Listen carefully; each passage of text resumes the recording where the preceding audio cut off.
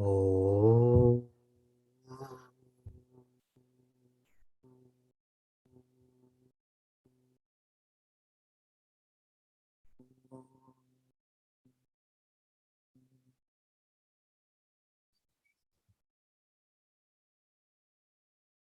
Oh.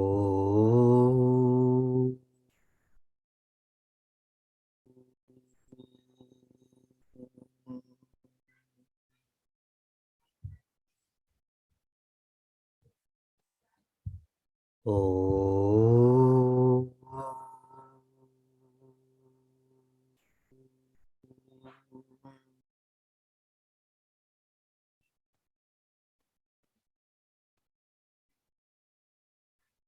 Satchidananda Rupaya Vishwotpatyadi Hetave Tapatraya Vinashaya Shri Krishnaya Vayam Numaha. May we all be Him. Hari Om, and greetings from Niagara Falls. If you analyze most of the people you know, perhaps yourself also, a common thread amongst people is indecisiveness. Do you feel that's accurate? Most people are indecisive. What this indicates, what is deeper than that indecisiveness, is that there is a doubt about who they are. The most fundamental doubt would be about who you are, and that gets expressed as indecisiveness. In Sanskrit, we call this samshaya, where one is covered in darkness. In the present Utsava we're all celebrating, this is called Ratri, no? Darkness, night, etc. Srimad Bhagavatam is a sublime map.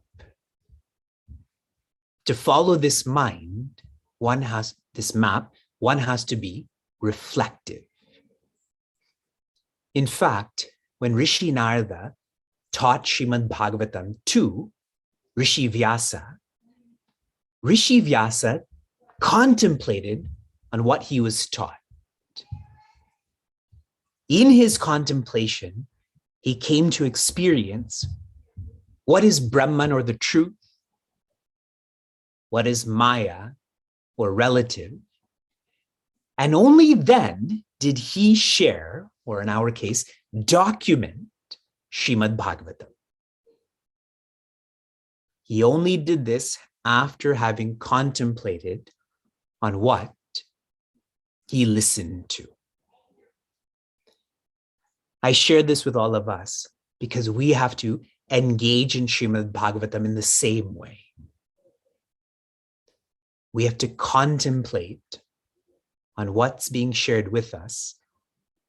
Now, Rishi Vyasa, he shared this with others. We don't have to do that. We just have to live this. Srimad Bhagavatam is not a logical text. It is an educational text. For education, that requires reflection. It requires us to live. When we do this, instead of there being samshaya, there will be satyam.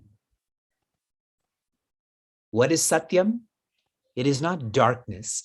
It is vijaya, or light. Satyam param dhimahi.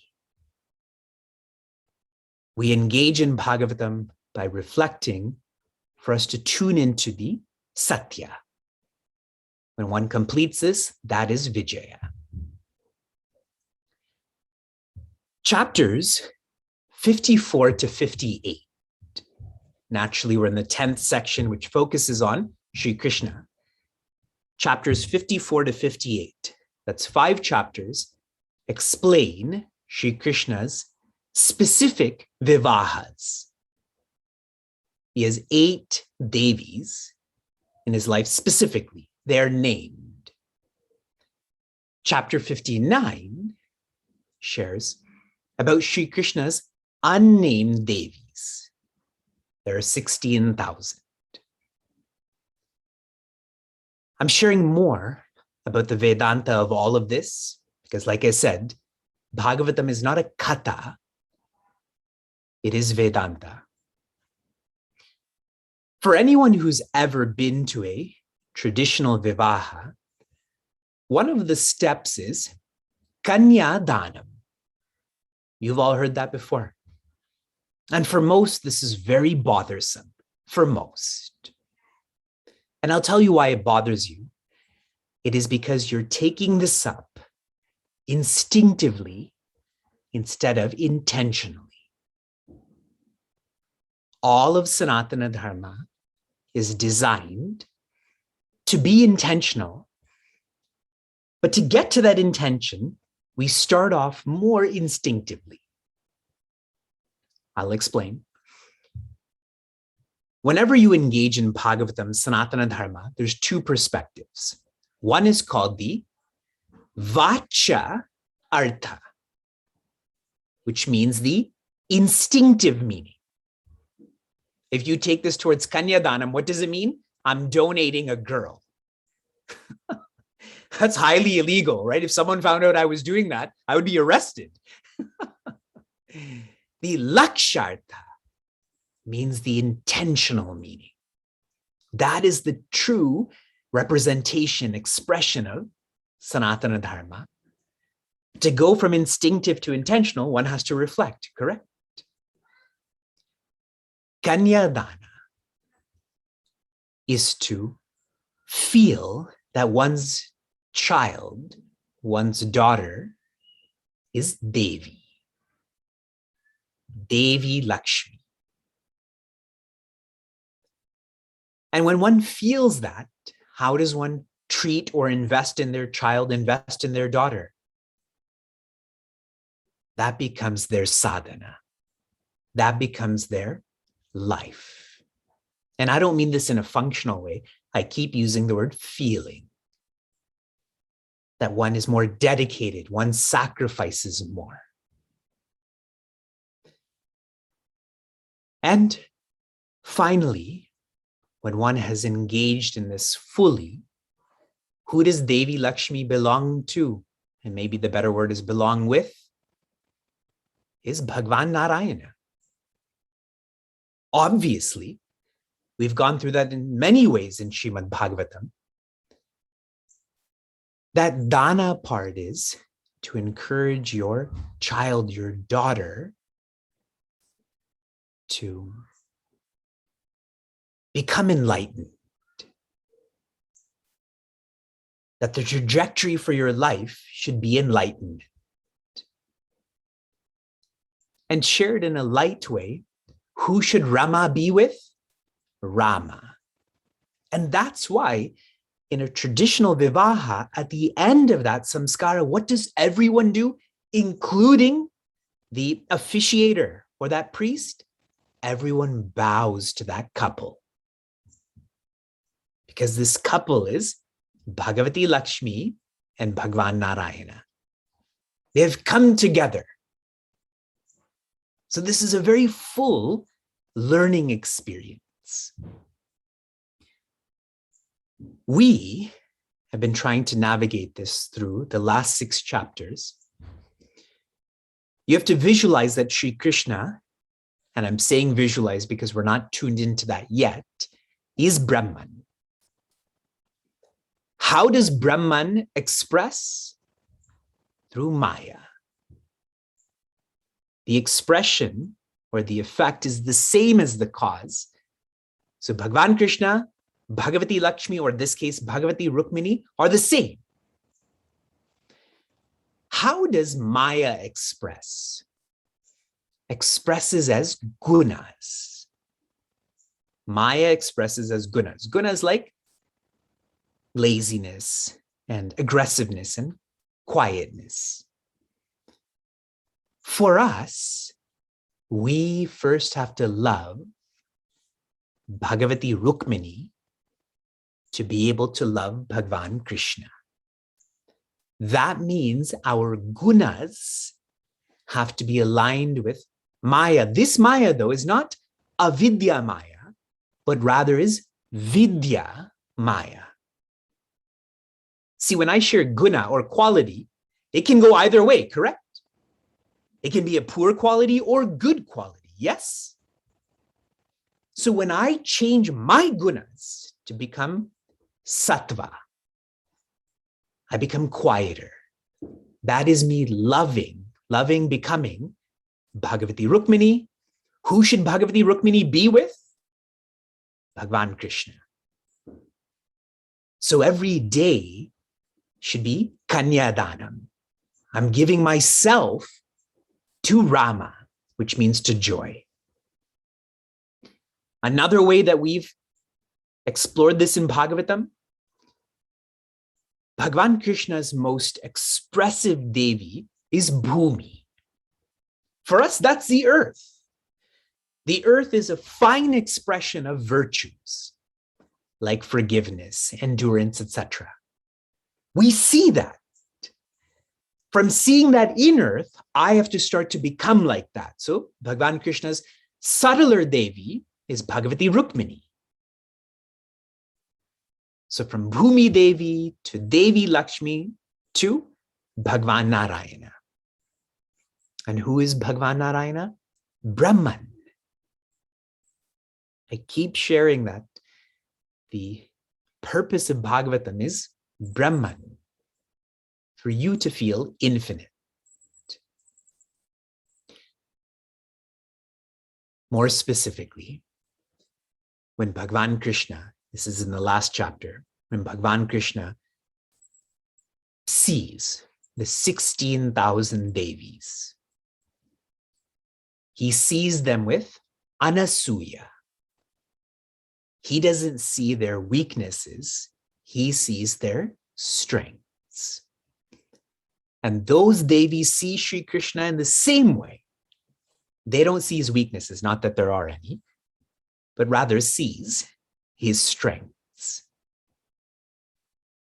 And that vivaha is of a mumukshu with moksha.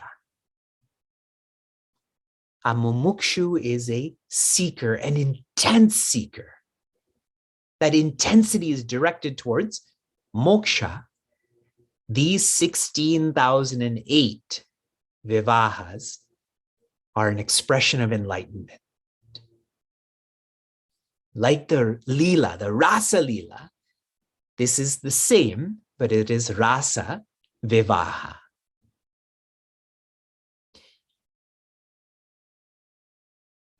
The summary from the past 6 chapters is for us to feel that we want to be married to Bhagavan Krishna. We need to be married to Bhagavan Krishna.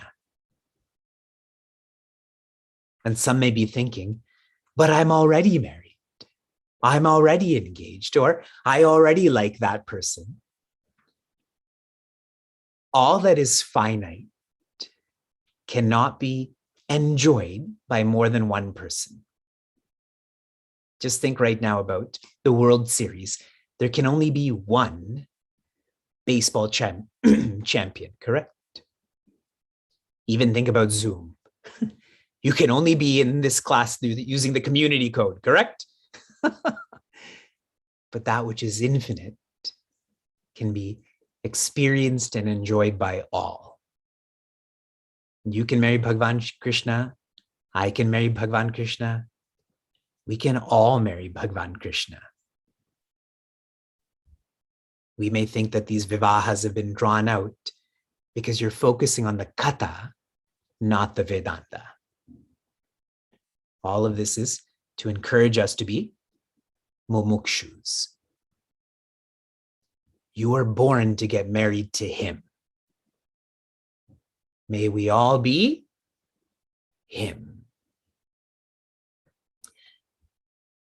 We continue. This is a unique chapter, very much about the strife of what happens living at home. A very relatable chapter. The 10th skanda, the 60th adhyaya, the 31st shloka. I'm reading verse 31 to all of you.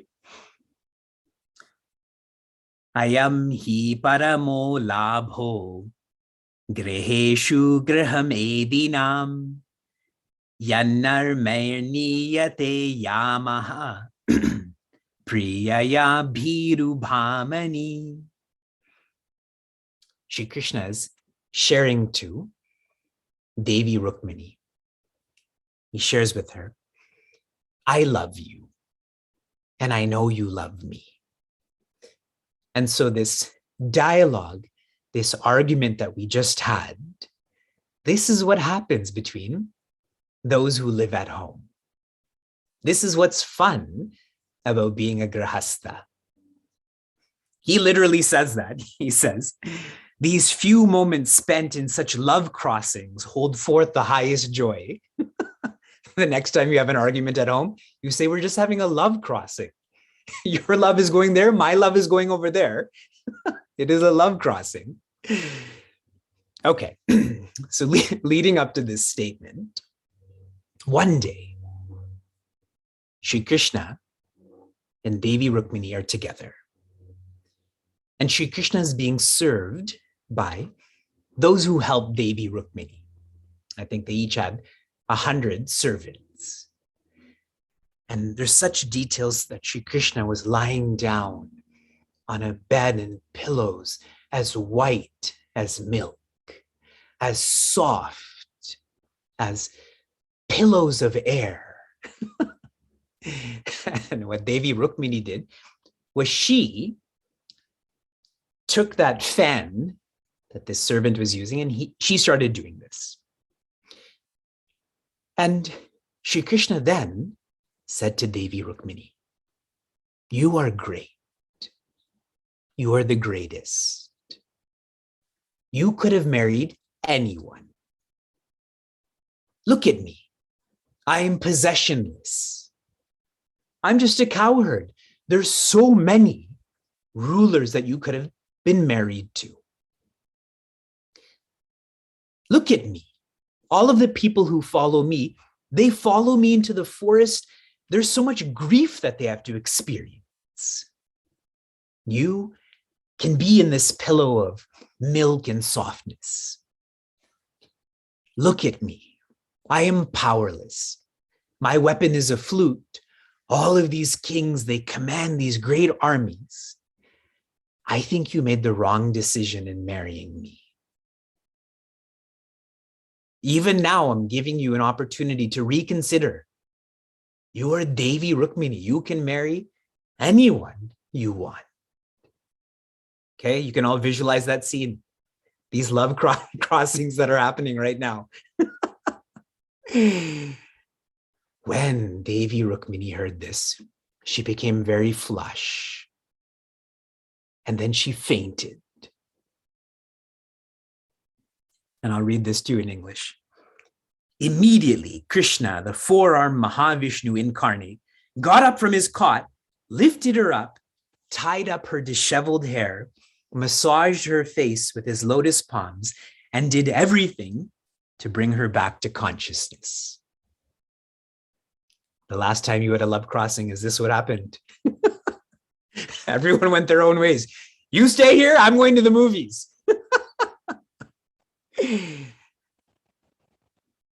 This dialogue we've already experienced in the Ramayana. There is a point where Bhagavan Shiva was being described to Devi Parvati's mother. And Bhagavan Krishna was being described as the one who lives in a place where no one else wants to live. And what happened to Devi Parvati's mother? Do you remember? She was flushed and she fainted also. And we also experienced such a dialogue just some chapters ago during the Rasa Leela. Shri Krishna told all of those Devis, what should they do? Go back home. Why are you wandering around at night? Okay. So now, Devi Rukmini, she's been oriented again. So what happens? I'm continuing to verse 50, 50. Yan yan kamayase kaman maya kamaya bhamini santi hekanta bhaktayaha tava kalyani nityada. I love this word, bhamini. Bhamini is such an affectionate word for anyone. We typically share this about our spouse. You should demand that people call you bhamini. Devi Rukmini responds to Bhagavan Krishna and says, I'll get to this shloka. I want to tell you more about the response. She says, you are right. You are possessionless. Why? Because there's nothing other than you to possess. There can only be something to possess if it's not you. She says, you're right. People who follow you do go through hardships. But then she references Raja Prithu, etc., and says, these hardships make them free. Raja Prithu, etc., all became enlightened. She says, you're right. You are powerless. Why? Because there's no one you have to exert your power over. All of those other kings, they're afraid of death. Death is afraid of you. So she shares all of these sentiments back to Bhagavan Krishna because she knows who he is. Just like Bhagavan Narayana or Bhagavan Rama had to eventually explain to Devi Parvati's mother, what does it mean that Bhagavan Shiva lives where no one else wants to live? It's because he's most accepting. See the different perspectives. What does powerless mean? See, we all think it means someone who doesn't have power. Here the meaning is someone who doesn't have anyone else to exert that power over. Now Sri Krishna shares, you desire me because you want to be desireless. Your devotion, I cannot compare this. That's the verse I just read to you. You are a bhakta. So now some Vedanta in all of this. Shri Krishna, he presents this option to Devi Rukmini to as if humble her pride. She feels she is the first Devi, yes? It is to humble her pride. And Pujya Swami Tejomayananda shared with us a lot about this, and I want you to reflect on this. Whenever there's only union, we tend to take for granted. And so Bhagavan, who knows us best, creates this separation so that we feel more grateful. Just with the gopis, correct? He left because they were taking him for granted. Here too, remember, don't get lost in Devi Rukmini. Does that mean she's not Bhagavati Lakshmi? Does that mean that they're going to get a divorce? It's us. We take for granted our closeness with Bhagavan. She is desiring the desireless. Our desire should be the same way. And I'll read to you a lovely portion in English. Having attained to me, the master of both liberation and worldly wealth, if one still seeks worldly wealth in place of him, who is the master of all wealth, it is only to be said that he is an ill-fated man. The implication being for all of us, every one of us has an opportunity on deciding who to be married to. You can get married to the world, or you can get married to the creator of the world.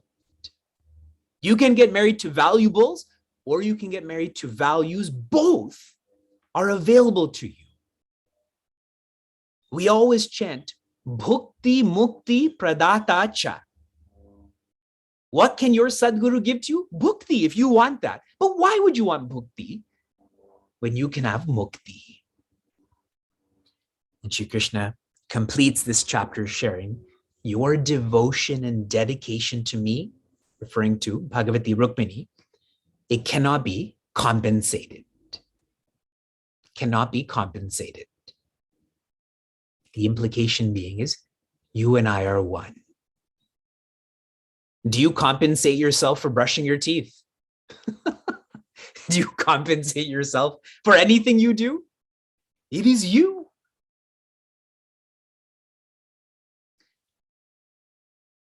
Oh.